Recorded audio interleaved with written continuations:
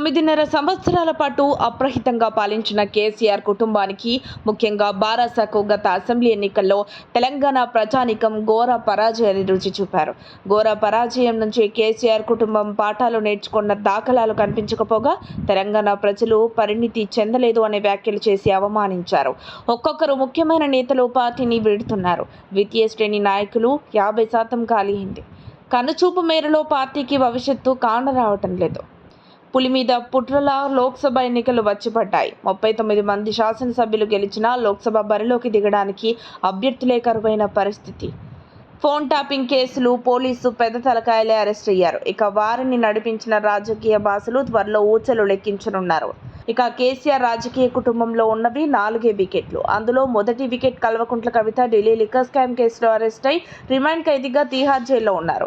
ఇక గులాబీ బాస్ ఎవరిని కలవక ఇంటికే పరిమితమయ్యారు.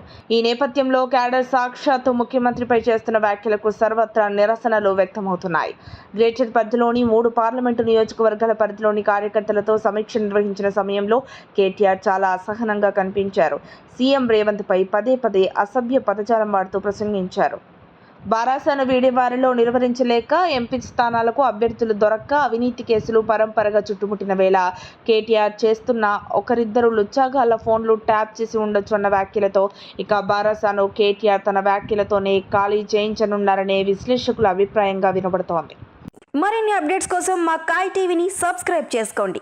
మా వీడియో కనుక మీకు నచ్చినట్లయితే లైక్ చేయండి, షేర్ చేయండి. మీ విలువైన అభిప్రాయాలను కామెంట్ బాక్స్లో తెలియజేయండి.